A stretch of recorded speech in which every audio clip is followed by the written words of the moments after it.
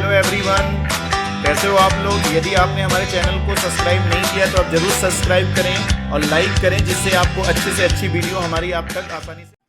Hi, hello, how are you.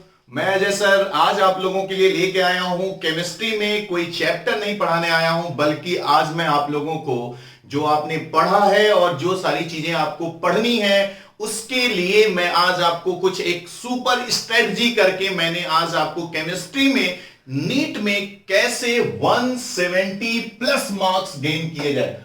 ठीक है, तो हम लोग पहले तो ये डिसाइड करें कि हमें 170 मार्क्स लाने भी हैं या नहीं। कहने से नहीं होता है, तो पहले अपने माइंड सेट करिए। माइंड सेट करने से पहले हमारे सब्जेक्ट में क्या क्या है, कैसे हमें स्ट्रेटजी तैयार करनी, ये सारी हेल्प मैं आज आपकी करने वाला हूं। फिलहाल मैं आपके सामने जो इस समय प्रॉब्लम आ रही है उसके बारे में थोड़ा सा डिस्कशन करना चाह रहे हैं। हमारा कहना है और हमने जो फील किया है, जो स्टूडेंट से हमको फीडबैक मिला है, इस टाइम क्या हो रहा है कि स्टूडेंट लोग सब लोग घर पे हैं, अपने अपने कमरे में हैं, पढ़ाई कर रहे हैं, लेकिन कहीं ना कहीं सेल्फ स्टडी वो करते करते इतने लंबे समय गुजर गए हैं, इतना लंबा समय गुजरा है कि उन्हें कहीं ना कहीं एक स्ट्रेटजी की जरूरत पड़ रही है। हो क्या रहा है कि जो उन्होंने जुलाई में पढ़ा है, अगस्त में पढ़ा है, वो सारी चीजें भूल जा रहे हैं।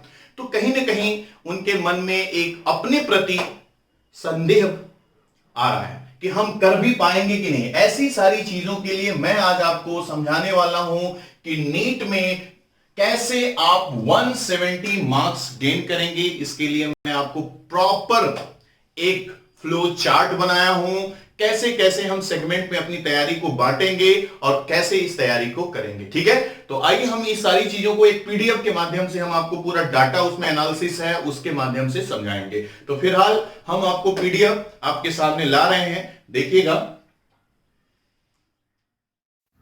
हाँ, तो हेलो दोस्तों, देखो जैसा कि मैंने अभी आपको ब्रीफ भी किया था कि मैं आपके सामने एक पीडीएफ ओपन करूंगा और आपको साफ साफ मैं बताऊंगा कि क्या हमारी स्ट्रेटजी है 2020 के नीट केमिस्ट्री पेपर की।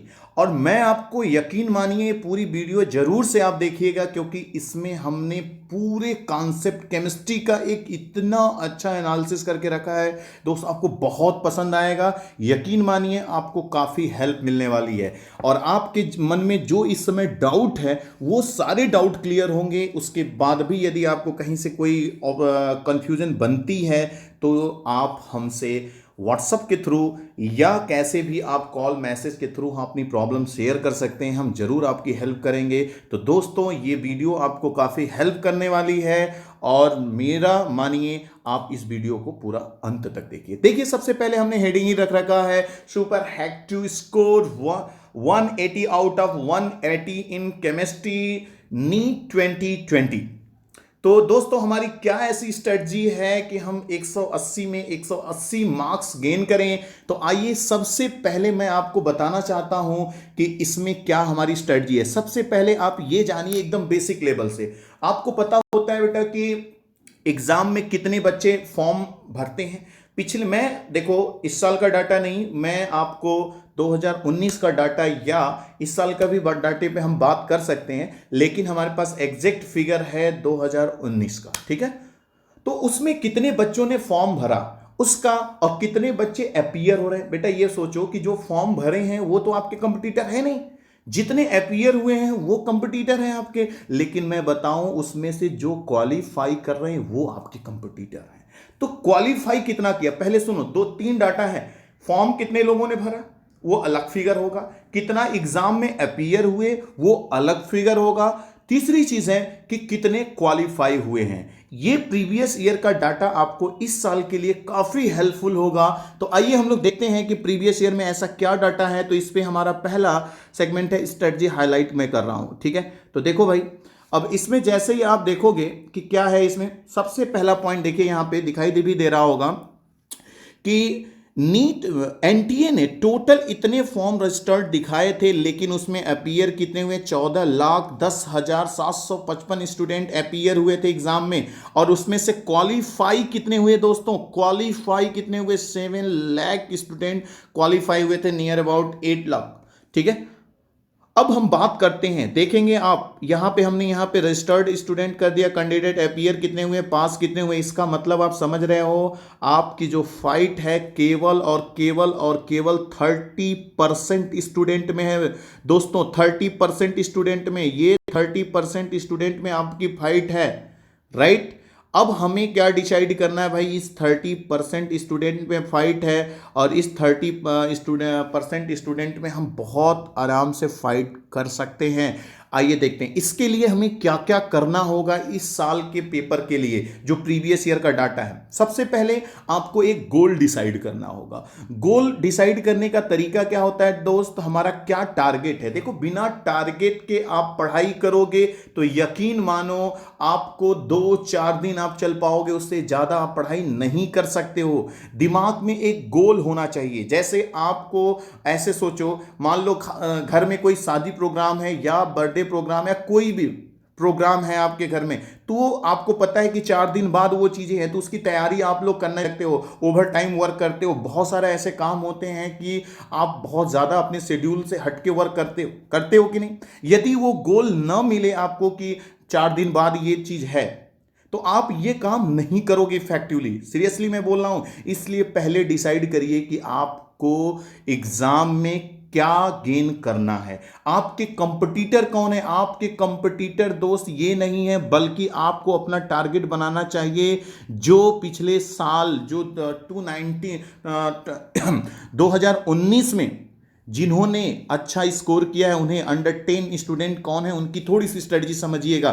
फर्स्ट रैंक जो नीट में पाया बंदा, उसका मार्क्स था आपका 701 मार्क्स था। साफ साफ दिख रहा होगा, यहां पे मैंने टारगेट किया है।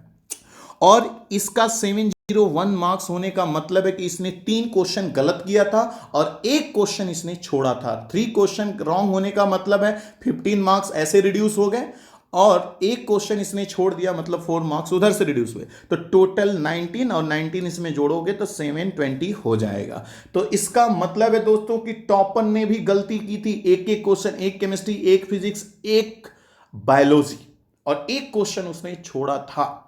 तो आप सोच लो, ठीक है। अब उसके बाद आप देखिए इनके धीरे धीरे धीरे धीरे नंबर घटते जा रहे हैं, और जो 10 लास्ट 10 रैंक पे है उसका आप देखो कि कितने मार्क्स हैं। तो इस तरीके से आपको एक गोल डिसाइड करना पड़ेगा कि हमको फाइट किससे करनी है। भाई देखो, अब आप छोटे बच्चों से तुम फाइट, अपना टारगेट रखोगे कि हम इस बार नीट की तैयारी कर रहे हैं, प्रिपरेशन कर रहे हैं, हमारा कंपटीशन है 10th के स्टूडेंट से, बेटा तुम डोमिनेंट पढ़ोगे, ठीक है।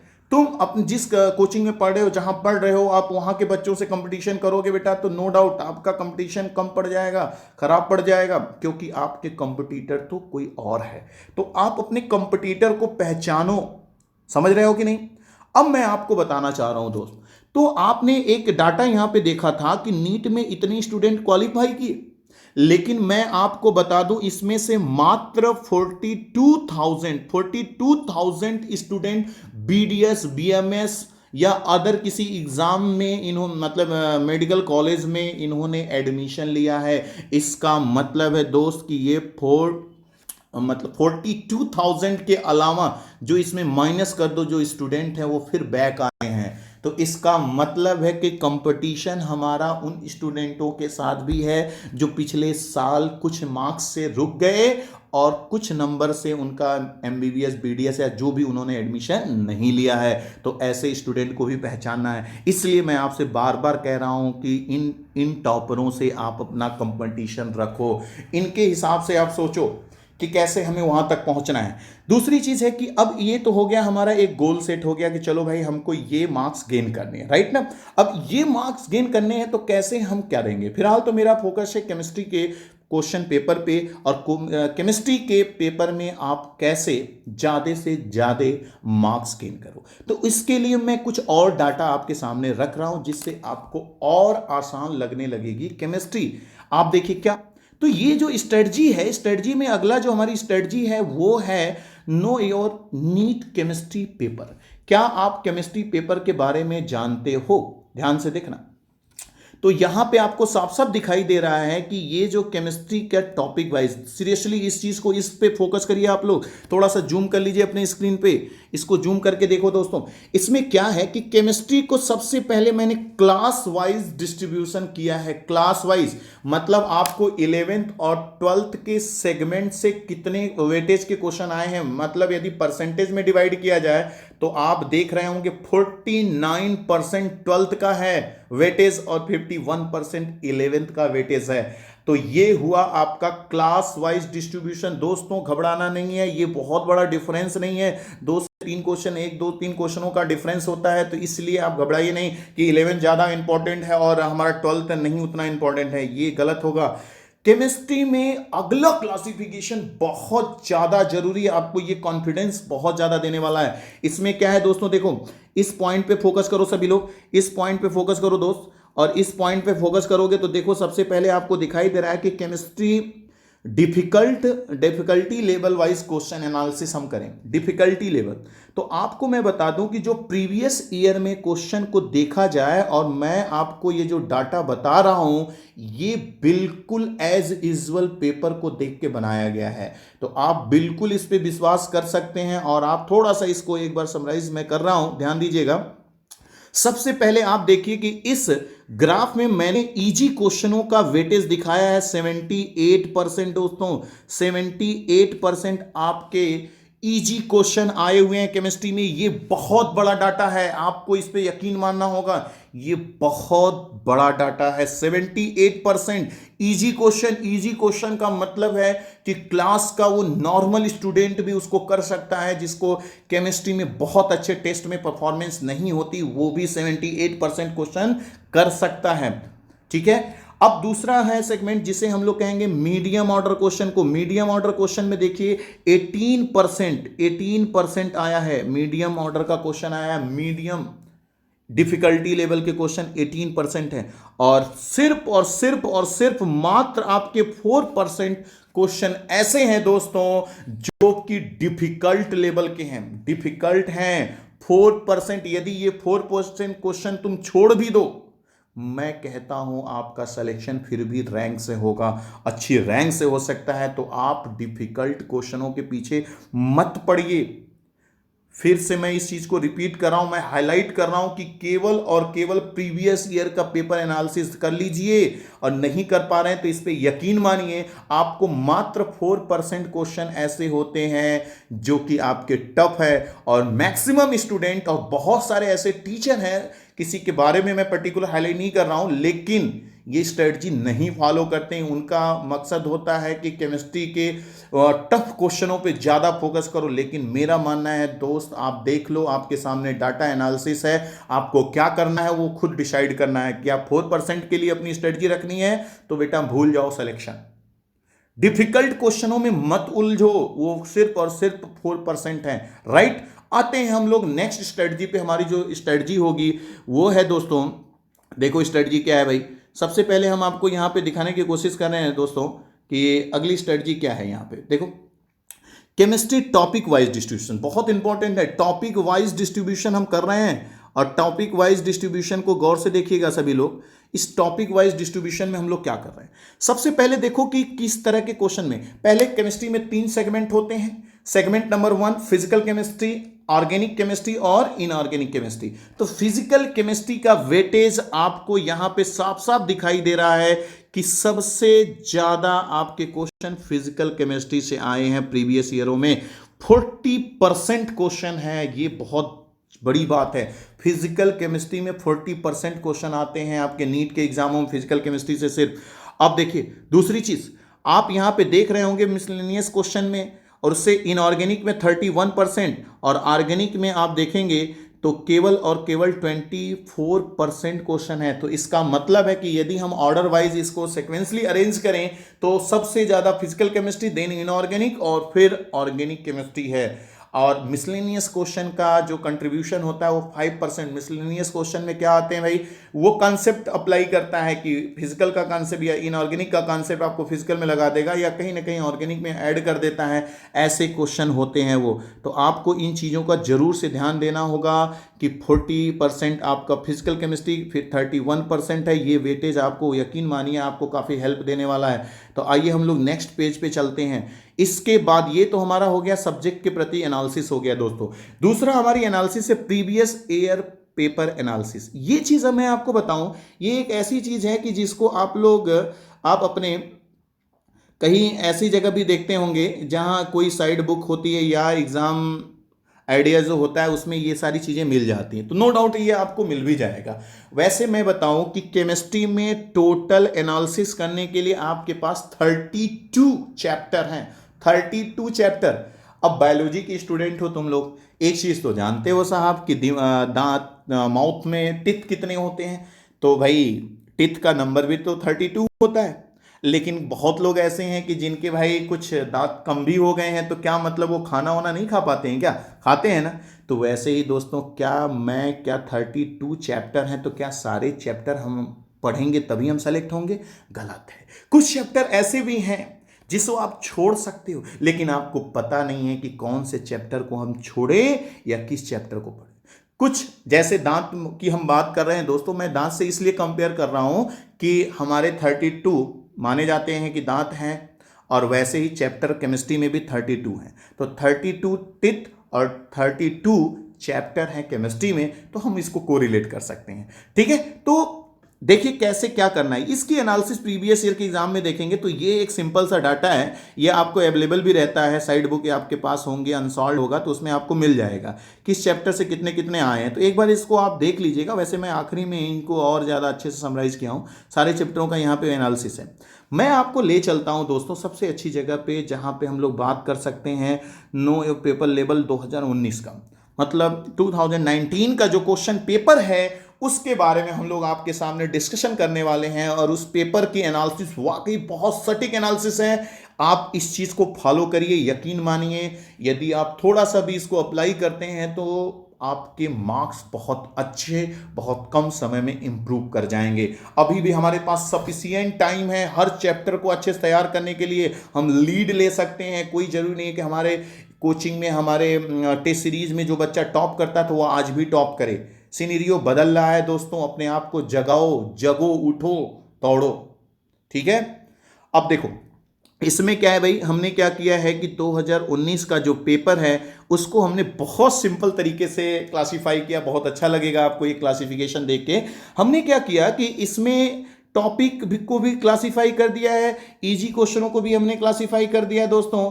और यहाँ पे आप देख रहे होंगे कि आपके सामने हमने स्क्रीन ले आए हैं, और इस स्क्रीन पे आपको एक चीज़ ऑब्जर्व हो रहा होगा कि देखिए सबसे पहले आप इधर गौर से देखना कि इसमें क्या क्या है कि ठीक है, देखो दोस्तों सबसे पहले आप इसमें फिजिकल केमिस्ट्री को ऑब्जर्व करिए, राइट ना।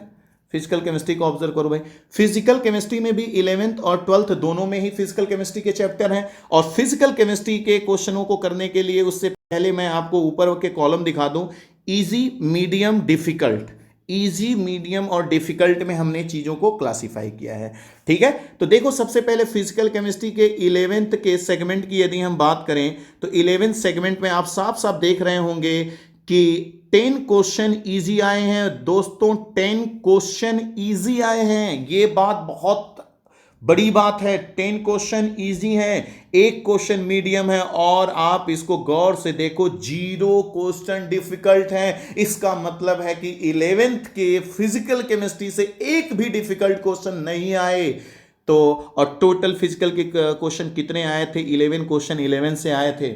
और 12th में जो हमारे चैप्टर हुआ करते हैं solid state, solution, chemical chemistry, electrochemistry, उनकी यदि मैं बात करूं तो मिला के यहाँ पे 6 क्वेश्चन इजी आए हैं और एक क्वेश्चन मीडियम आया है। और इसमें भी 12th से भी टफ क्वेश्चन नहीं आए फिजिकल केमिस्ट्री में। इसका मतलब है कि आप अपना माइंड सेट कर लीजिए कि फिजिकल केमिस्ट्री में टफ क्वेश्चन बिल्कुल नहीं आए 2019 में। तो क्या हम इस पैटर्न को फॉलो कर सकते हैं 2020 में? बिल्कुल फॉलो करना है, क्योंकि एनटीए जो पेपर बना रहा है वो बिल्कुल रिस्ट्रिक्टली, वो उसका क्या है कि रिस्ट्रिक्शन है, वो अपने सिलेबस को ही फॉलो करेंगे। बहुत बड़ी बात है ये, वो अपने सिलेबस को यदि फॉलो करते हैं तो ये एनालिसिस डाटा आपको एग्जैक्टली 2020 में भी देखने को मिलेगा। तो आप इसके अकॉर्डिंग अपनी प्लानिंग बना सकते हैं अभी बचे हुए समय में। इनऑर्गेनिक केमिस्ट्री की यदि हम बात करते हैं तो इनऑर्गेनिक केमिस्ट्री में इजी क्वेश्चन की बात करें तो इजी क्वेश्चन दोस्तों आपको साफ साफ दिखाई दे रहे हैं कि इजी क्वेश्चन 5 क्वेश्चन आए हैं 11th सेगमेंट से और एक क्वेश्चन मीडियम आया, और वो भी 11th का कौन सा सेगमेंट होगा, यकीन मानो केमिकल बॉन्डिंग, पीरियोडिक प्रॉपर्टी, और ये 2 चैप्टर ऐसे होंगे। एस ब्लॉक से भी क्वेश्चन आते हैं, पी ब्लॉक से। तो ज्यादातर क्वेश्चन वेटेज यदि 11 के इनऑर्गेनिक का मानोगे तो यही 2 चैप्टर ले जाएंगे, लेकिन टोटल क्वेश्चन इजी आए हैं 5, मीडियम क्वेश्चन आया है 1, और यहां भी डिफिकल्ट क्वेश्चन नहीं आए हैं। तो दोस्तों एक बार फिर से 11th की इनऑर्गेनिक अपने दिमाग में रखते हुए कि इजी क्वेश्चन ही आते हैं। टोटल 6 क्वेश्चन आए थे इनऑर्गेनिक के 11th सेगमेंट से। 12th सेगमेंट से 7 क्वेश्चन इजी आए 12th से, क्योंकि उसमें पी ब्लॉक है, डी ब्लॉक है, कोऑर्डिनेशन है, काफी बड़ा सेगमेंट है, काफी इंपॉर्टेंट चैप्टर है। और मीडियम क्वेश्चन नहीं आए थे, और एक क्वेश्चन टफ आया था। अब वो क्वेश्चन आपका टफ कहां से रहा होगा दोस्तों, या तो वो मेटलर्जी से रहा होगा या तो पी ब्लॉक से। 2 ऐसी जगह हैं जहां से टफ क्वेश्चन बन सकते हैं। तो आप टोटल 8 क्वेश्चन इनऑर्गेनिक में आए थे। अब यदि हम लोग बात करते हैं ऑर्गेनिक केमिस्ट्री की, तो ऑर्गेनिक केमिस्ट्री 11th सेगमेंट में बहुत कम है, तो इस वजह से उसमें क्वेश्चन का वेटेज भी बहुत कम आपको देखने को मिलेगा। तो हम यहां पे बात कर सकते हैं दोस्तों कि 11th वाले सेगमेंट में ऑर्गेनिक से कितने क्वेश्चन आए थे। तो ऑर्गेनिक 11th में इजी आया था, 3 क्वेश्चन आया था इजी। और कौन कौन से चैप्टर में बेटा, जीओसी है और हमारा हाइड्रोकार्बन है। तो टोटल 3 क्वेश्चन आए थे इजी, और मॉडरेट क्वेश्चन थे 2, मीडियम क्वेश्चन थे 2, और टफ क्वेश्चन कोई भी ऑर्गेनिक का नहीं था। 11th सेगमेंट से टोटल 5 क्वेश्चन आए थे 11th की ऑर्गेनिक से। और 12th की वहीं ऑर्गेनिक की बात करें तो बहुत बड़ा सेगमेंट 12th में है, लेकिन फिर भी आप देखेंगे इजी क्वेश्चन 12th में आपके ऑर्गेनिक से केवल 2 कैलकुलेट किए गए थे साहब, और मीडियम 3 क्वेश्चन थे, और एक क्वेश्चन टफ था। और वो टफ क्वेश्चन कैसे रहे होंगे, कहीं ना कहीं वो कन्वर्जन रिएक्शन के क्वेश्चन रहे होंगे, या तो आपको मैकेनिज्म बेस्ड क्वेश्चन रहते हैं। तो हम कहेंगे कि भाई 12th में भी एक क्वेश्चन टफ आया ऑर्गेनिक में, इनऑर्गेनिक में भी एक टफ क्वेश्चन आए हैं, और आपको साफ साफ दिख रहा है टोटल 6 क्वेश्चन है, और 5 क्वेश्चन 11th सेगमेंट से आए हैं, 6 क्वेश्चन 12th सेगमेंट से, 11 क्वेश्चन आए हैं टोटल। ठीक है, अब बात करते हैं मिसलेनियस क्वेश्चन। मिसलेनियस क्वेश्चन केवल इजी क्वेश्चन आए हैं, वो भी 11th और 12th से एक एक क्वेश्चन है। तो टोटल आप देख रहे होंगे इजी क्वेश्चन का यदि हम पूरा सम करें 11th और 12th मिला के दोस्तों, तो ये क्वेश्चन बनता है 32 और 35 क्वेश्चन है टोटल इजी क्वेश्चन। एक बहुत बड़ा डाटा आपके सामने आ रहा है कि 45 क्वेश्चन में से केवल और केवल आपको 10 क्वेश्चन ऐसे हैं जो कि इजी के अलावा होंगे, मतलब 35 क्वेश्चन ऐसे हैं दोस्त जो बिल्कुल इजी हैं और एनसीईआरटी फॉलो किया गया है उसमें। मिक्सिंग क्वेश्चन का मतलब है जो मॉडरेट क्वेश्चन है, जो मीडियम क्वेश्चन है, वो 8 क्वेश्चन है, और वो क्वेश्चन कहीं ना कहीं एप्लीकेशन बेस्ड होते हैं, और एप्लीकेशन बेस्ड क्वेश्चन यदि है तो हम लोग कहेंगे कि वो मिक्स क्वेश्चन है। और 2 क्वेश्चन केवल ऐसे हैं दोस्त जो डिफिकल्ट हैं, वो भी एक इनऑर्गेनिक से एक ऑर्गेनिक से। तो आप डिसाइड करिए कि आपको डिफिकल्ट क्वेश्चन में फिजिकल में उलझना है या सिर्फ और सिर्फ इजी क्वेश्चनों से काम होने वाला है। और आपको ये डाटा देखने के बाद खुद के बारे में एनालिसिस करिए, क्योंकि ये डाटा जो स्टूडेंट है उसके लिए काफी हेल्पफुल है, क्योंकि अपनी प्रॉब्लम, अपना जो चैप्टर वाइज क्या हमारी परफॉर्मेंस है, हम सबसे अच्छा जानते हैं। तो स्टूडेंट इस चीज को फील करें कि कौन से क्राइटेरिया में हम इस समय लग कर रहे हैं और कितनी मेहनत करनी है हमको। यदि आप बेटा बेहतर हो, इजी क्वेश्चन सब अटेम्प्ट कर ले रहे हो, तो मैं आपको कहूं कि परेशान होने की जरूरत नहीं है। आप मॉडरेट क्वेश्चनों को करिए, मीडियम क्वेश्चन को करिए, और आप एक बेहतर मार्क्स गेन कर सकते हैं केमिस्ट्री में, बहुत अच्छा मार्क्स गेन कर सकते हैं, सिलेक्शन के काफी करीब होंगे आप।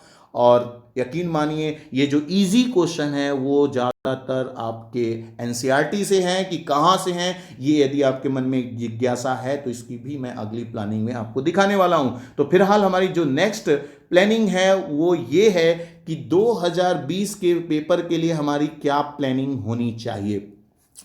अब समस्या तो हमने दिखा दिया आपको, समस्या दोस्तों दिखा दिया, अब हम बताएंगे आपको इसका सॉल्यूशन। क्या क्या समस्या हमने गिनाया भाई, हमने आपको रास्ता दिखाया भाई कि 12th से कितने क्वेश्चन आते हैं, कितने डिफिकल्ट क्वेश्चन हैं, इजी हैं, मीडियम है, ये सारी चीजें मैंने आपको बता दी। अब हमारी प्लानिंग क्या है उसको समझना बहुत जरूरी है, क्योंकि जितनी देर अभी तक हम लोगों ने बात किया है, अब वीडियो में जो वीडियो देख रहे होंगे उन्हें फायदा अब होने वाला है, क्योंकि अभी तक हमने सब एक चीज़ों का आपको डायरेक्शन दिखाने की कोशिश किया, लेकिन उस पर हम अपनी प्लानिंग कैसे बनाएं, कैसे वर्कआउट करें, ये चीज़ के लिए स्ट्रेटजी आपके सामने मैं रख रहा हूं। और देखिएगा, सबसे पहले मैंने स्ट्रेटजी बनाया है कि चैप्टर केमिस्ट्री को 3 सेगमेंट में मैंने डिवाइड किया है। केमिस्ट्री को 3 सेगमेंट में डिवाइड किया है, category number A, category number B, category number C. Category number A में क्या है भाई, most important topic category number A में रखे गए हैं, और कैटेगरी नंबर ए में उन टॉपिकों को रखा गया है जिससे कि एक चैप्टर से 3 क्वेश्चन आते हैं। ऐसे टॉपिक को हमने रखा है दोस्तों जिनसे 3-3 क्वेश्चन आते हैं, और ऐसे केमिस्ट्री में टोटल 5 टॉपिक हैं। तो आपको देखिए, एक चैप्टर से 3 क्वेश्चन आ रहे हैं, तो बेटा 5 चैप्टर हैं, तो इसका मतलब टोटल हमको 15 क्वेश्चन, यकीन मानिए 15 क्वेश्चन केवल और केवल 5 चैप्टरों से आ रहे हैं। ये बहुत बड़ा डाटा है आपका। और वो कौन कौन से चैप्टर हैं, chemical bonding, GOC, electrochemistry, halo alkane, aldehyde and ketone. आज लग जाइए, आज से ही लग जाइए। वीडियो देखने के बाद अपनी भी स्ट्रेटजी ऐसे ही बनाइए दोस्तों, चैप्टर को कैटेगरी में डिवाइड करिए, आपका काफी हद तक जो टेंशन है वो रिड्यूस हो जाएगा।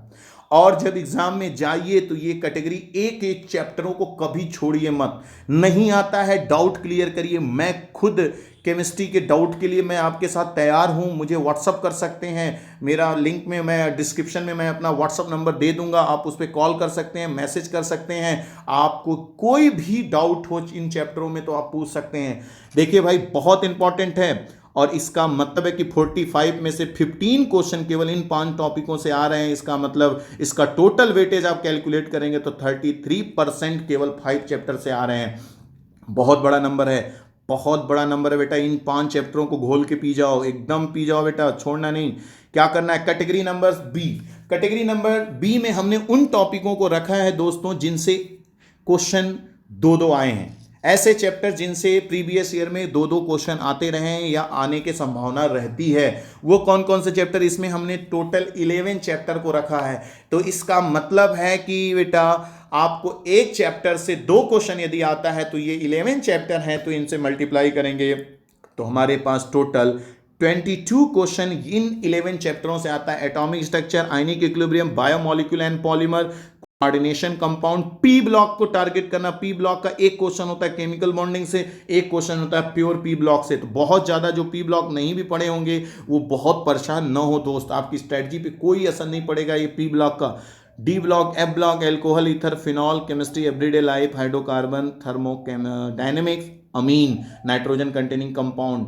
ठीक है, तो ये है आपके बी कैटेगरी में। तो पहला ए कैटेगरी के क्वेश्चन को तैयार करिए, चैप्टर को तैयार करिए, उसके बाद बी सेगमेंट में आइएगा। ऐसे आप करेंगे तो यकीन मानो 15 क्वेश्चन उधर, 22 क्वेश्चन ये। आपके कितने क्वेश्चन तैयार हो गए साहब, 15 + 22 आपके कितने हो गए, 37 क्वेश्चन हमने आपके तैयार करा दिए हैं भाई साहब। अब बचे हैं कितने क्वेश्चन बचे हैं, 8 क्वेश्चन का डाटा बचा हुआ। आइए देखते हैं उसको हम लोग कैसे करेंगे। तो अब है कैटेगरी नंबर सी, और कैटेगरी नंबर सी में ऐसे चैप्टर को रखे गए हैं जिनसे कभी क्वेश्चन एक आए हैं या कभी कभी क्वेश्चन नहीं भी आए हैं। वो कौन कौन से चैप्टर हैं साहब, state of matter, solid state, chemical kinetics, surface chemistry, S block.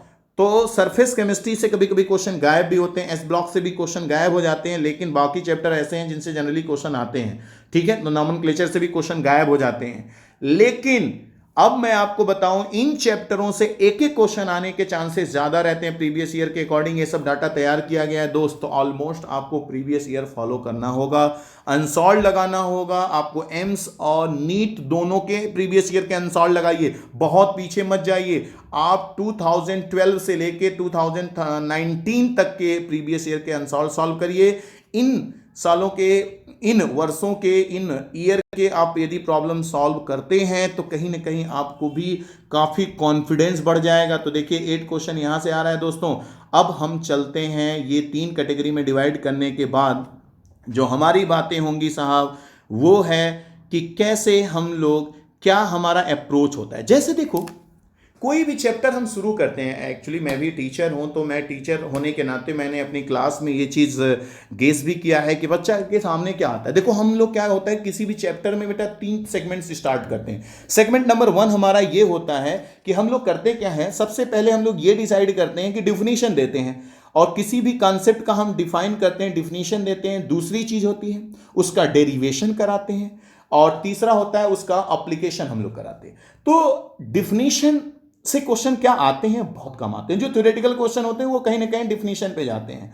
Derivation में बहुत कम चांसेस होते हैं क्वेश्चन आने के, जनरली केमिस्ट्री से, और सबसे ज्यादा क्वेश्चन आते हैं उनके एप्लीकेशन से। दोस्तों याद रखिए, जैसे आपने केमिस्ट्री में कोई भी कॉन्सेप्ट पढ़ा, तो जब तक आप उसका एप्लीकेशन पे प्रैक्टिस नहीं करेंगे तब तक आप उस चैप्टर को अच्छे से तैयार नहीं कर सकते। तो आपका भी अप्रोच कुछ ऐसा ही होना चाहिए कि आप किसी चैप्टर को स्टार्ट कर रहे हैं, यदि किसी चैप्टर में आप 10 घंटे समय दे रहे हैं पढ़ाई करने में, तो उसमें से आपका ज़्यादा से ज़्यादा समय 65% टाइम आप दीजिए एप्लीकेशन करने में। मतलब आप थियरी पढ़िए, फिर उसका डेरिवेशन करिए, लेकिन बेटा आप सबसे ज़्यादा, फॉर एग्जांपल हमने यहाँ पे लिया भी है कि यदि आप 10 घंटे पढ़ाई कर रहे हैं तो उस 10 घंटे में से सबसे ज़्यादा समय आप किस में देंगे बेटा, आप देंगे अपने, किस पे देंगे, एप्लीकेशन करने में, ठीक है। और ज़्यादा से ज़्यादा समय एप्लीकेशन में व्यक्त करिए। इस समय लास्ट टाइम चल रहा है, इस समय क्वेश्चन प्रैक्टिस बहुत ज़रूरी है।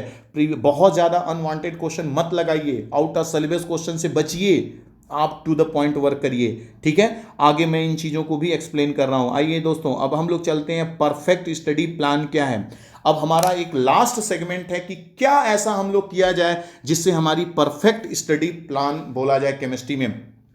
तो दोस्तों सबसे पहले आप इस चीज़ पे यकीन मानते हैं तो मैं आपको एक बहुत अच्छी स्ट्रेटजी बता रहा हूं कैसे प्लान करें। तो सबसे पहले आप लोग एनसीईआरटी पढ़िए। बेटा एनसीईआरटी पढ़ने का तरीका है, मैं आपको बता दूं, यदि आप इनऑर्गेनिक पढ़ रहे हैं तो इनऑर्गेनिक में साहब एनसीईआरटी को भगवान बना लो। एनसीईआरटी को मतलब इनऑर्गेनिक को एनसीईआरटी से बाहर नहीं पढ़ना है, नहीं पढ़ना है, रट लो एकदम दिमाग में बिठा लो। दूसरी, और यहां पे हमने लिखा भी, रीड केयरफुल्ली गिवन एनसीईआरटी, मतलब इटैलिक जो उसमें नाम दिए होते हैं, सेगमेंट दिए रहते हैं, आप साइड में देखेंगे तो इन सारी चीजों के बारे में आपको पढ़ना होगा। दूसरी चीज होती है कॉन्सेप्चुअल चैप्टर को पहले पढ़िए सबसे पहले, क्योंकि वो टाइम टेकन होते हैं, और कॉन्सेप्चुअल चैप्टर यदि टाइम टेकन है तो आपको पढ़ना होगा। फॉर एग्जाम्पल जैसे ऑर्गेनिक में भी होते हैं, इनऑर्गेनिक में भी होते हैं, और कॉन्सेप्चुअल चैप्टर को आप जब लंबे समय तक याद भी रख सकते हैं, बहुत ज़्यादा रिवीजन करने की जरूरत नहीं होती है। तो वो कौन कौन से चैप्टर हैं मैं आपको बताना चाहूंगा। सबसे पहले देखिए some basic concept. Some basic concept आप देख सकते हैं बेटा, मोल कॉन्सेप्ट उसमें आता है, कुछ क्वेश्चन ऐसे होते हैं, सोल्यूशन के भी क्वेश्चन यहाँ पे आ जाते हैं। और हाइड्रोकार्बन, हाइड्रोकार्बन एक ऐसा चैप्टर है कि एल्कीन, एल्काइन और एल्केन, और आप बात करिए बेंजीन एरोमेटिक कंपाउंडों की, तो ये एक ऐसा चैप्टर है कि आप 1 से 2 बार पढ़ लीजिए, मैं यकीन मानो कि आपको काफी हेल्प मिलेगी, बहुत ज्यादा इसमें वेरिएशन नहीं है, ठीक है। और ये एईपी का मतलब क्या है बेटा, इसको देखना, इसका मतलब है भाई alcohol ether phenol, alcohol ether phenol. और ए का मतलब क्या है, aldehyde ketone, nitrogen containing compound. NCC का मतलब है नाइट्रोजन कंटेनिंग कंपाउंड। इन सब चैप्टरों को आप लॉजिकली पढ़िए, कॉन्सेप्ट वाइज पढ़िए, प्लस इनका रिवीजन करते रहिए, ठीक है।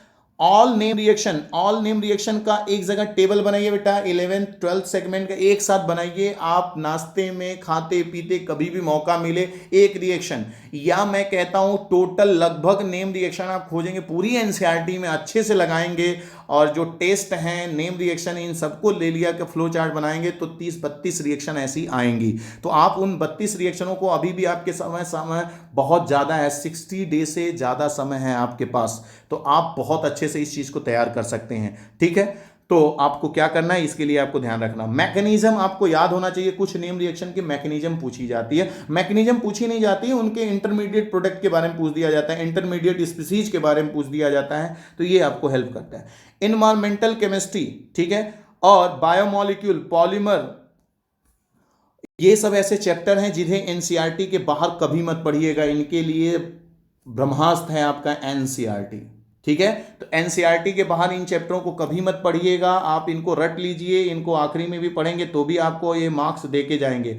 और आप देखिए इस परफेक्ट स्टडी प्लान में इंटेक्स क्वेश्चन को जरूर से सॉल्व करिए, जो एनसीईआरटी में आपके इंटेक्स क्वेश्चन दिए गए उनको, एडिशनल इंफॉर्मेशन दी गई उनको सॉल्व करिए। इनऑर्गेनिक जैसा मैं पहले भी बोल रहा था, इनऑर्गेनिक को सिर्फ और सिर्फ केमिस्ट्री से 100% केमिस्ट्री से एनसीईआरटी से पढ़िए। केमिस्ट्री, इनऑर्गेनिक केमिस्ट्री एनसीईआरटी से पढ़ना है ओनली। और previous year question paper solve करने हैं आपको, नीट और एम्स का। और क्या करना है भाई, तो आपको हर दिन, जैसे देखो आपके बेटा मैं बताऊं कि कोई भी काम कर रहे हो, यदि आपके पास नेक्स्ट डे का शेड्यूल होता है तो कहीं ना कहीं आप उसको अच्छे से करते हो। फॉर एग्जांपल जैसे आपकी इस समय कोचिंगें बंद चल रहे हैं या आप सेल्फ स्टडी कर रहे हो, तो आपके पास कोई यदि प्लानिंग नहीं होगी अगले दिन की, तो आपके काम में क्या अंतर आएगा और आप पहले जब कोचिंग करते थे तो कैसे काम करते थे। सपोज दैट आप कोचिंग जाना रहता है बेटा, आपकी 7 बजे से कोचिंग में क्लासेस है, कोई भी क्लास है 7 बजे से, तो आपकी प्लानिंग माइंड में सेट हो जाती है सोने से पहले कि हमें कल कोचिंग जाना है, फिर कोचिंग के बाद ये करना है, ऐसे करना है, एक माइंड सेट हो जाता है। ज़्यादातर लोग ऐसा करते हैं, ठीक है। तो वो आपका परफेक्ट प्लानिंग होना चाहिए पढ़ाई को लेके, कि आज मैंने ये पढ़ाई किया। जैसे सोते वक्त क्या होता है ना कि थोड़ा सा दिमाग कंसंट्रेट किया जा सकता है, और जब दिमाग को कंसंट्रेट करोगे तो टॉपिक के बारे में बहुत अच्छे से तुम सोच सकते हो। और जितना अच्छे से तुम टॉपिक को सोचोगे ना, यकीन मानो तुम्हारा जो दिमाग है चीजों को उतना तेजी से विजुलाइज करेगा। कभी सोच के देखो, ठीक है। अब जैसे तुम्हें कोई चीज नहीं आ रहा है तो तुमने क्या किया कि तुरंत बुक पलट के उसका आंसर देख लिया, या नहीं आ रहा है तो तुरंत मोबाइल में सर्च कर लिया, तो उस समय दिमाग तुम्हारा वर्क नहीं कर रहा है। तुमने क्या किया कि अपने दिमाग को आराम दिया और तुमने सिर्फ और सिर्फ आंसर ढूंढ लिया। दिमाग कब काम करता, जैसे तुम्हें कोई चीज नहीं आ रहा है, भूल गए, तो तुमने थोड़ा सा आइसोलेट हो गए, कुछ देर के लिए शांत हो गए, एकदम ध्यान लगाए, तो तुम्हें कॉन्सेप्ट धीरे धीरे याद आने लगा। और जब याद आ जाएगा दोस्त, तो वो चीज कभी भूलेगी नहीं। तो कहीं ना कहीं एक रिवीजन प्लान होना चाहिए, और नेक्स्ट डे का भी आपके पास प्लान होना चाहिए कि हम अगले दिन क्या करेंगे। इस समय प्रैक्टिस टेस्ट पेपर जरूर से दीजिए, प्रैक्टिस मॉक टेस्ट दीजिए, और जो प्रीवियस टेस्ट हैं उनमें क्या आपने गलती किया है, जैसे जो टेस्ट दिया आपने उसमें क्या गलती हुई है, इसकी भी एनालिसिस आपको करना होगा। और यदि आप इतना करते हैं तो यकीन मानिए, मेरा अनुभव है, मेरा तजुर्बा है, और आपको ये चीज़ फील होगी कि आप अच्छा कर रहे हैं। तो दोस्तों रिक्वेस्ट है आप लोगों से, आप मेरे स्टूडेंट हो जो भी हैं, आप मुझसे छोटे ही हैं, तो हाथ जोड़ के मैं आपसे रिक्वेस्ट करता हूं कि आप इन चीज़ों को फॉलो करिए। और यदि आप ऐसा करते हैं तो यकीन मानो आपके मार्क्स बिल्कुल इंप्रूव करेंगे, एज ए टॉपर इंप्रूव करेंगे। तो आज से अभी से ठान लीजिए। और एक बात मैं आपको कहना चाहूँगा इसी अंदाज में, कि स्वामी विवेकानंद जी की एक लाइन बहुत अच्छी है, आप यहाँ पे लगा भी सकते हैं क्या, कि यदि आप तुम मान लो तो तुम्हारी हार है, तुम ठान लो तो तुम्हारी जीत होगी। तुम मान लो तो तुम्हारी हार है, तुम ठान लो तो तुम्हारी जीत है। दोस्तों इसी लाइन के साथ मैं ऑल द बेस्ट बोलना चाहता हूं नीट के लिए 2020 में जो भी स्टूडेंट अपीयर होने वाले हैं, ऑल द बेस्ट और बेस्ट ऑफ लक। और मैं अपने चैनल के थ्रू ऐसी बीच बीच में वीडियो डालता रहता हूं। दूसरी चीज़ है कि मैं अपने चैनल पे अच्छे केमिस्ट्री के लेक्चर प्रोवाइड कर रहा हूं, तो जो लोग भी ऐसे हैं जो वीडियो को देख रहे हैं, दोस्त रिक्वेस्ट है कि आप लोग सब्सक्राइब करें चैनल, और जो भी आपके दोस्त मित्र हैं यदि इससे आपको हेल्प मिल रही है तो उन्हें भी इस चीज़ को सजेस्ट करें कि वो भी वीडियो को और चैनल को सब्सक्राइब करें। और आप लोग का ये लगाव प्यार हमारे लिए काफ़ी हेल्पफुल होगा। मैं आप लोगों के लिए, यदि हमारी बताई हुई बातें आपको हेल्प करती हैं तो ये हमारा सौभाग्य होगा। बेस्ट ऑफ लक एक बार फिर से, all the best dear student, future doctor आप लोग जरूर से डॉक्टर बनिए। और मेरा ये हमेशा भगवान से प्रार्थना रहती है, और हम हमेशा प्रे करेंगे आप लोगों के लिए। All the best.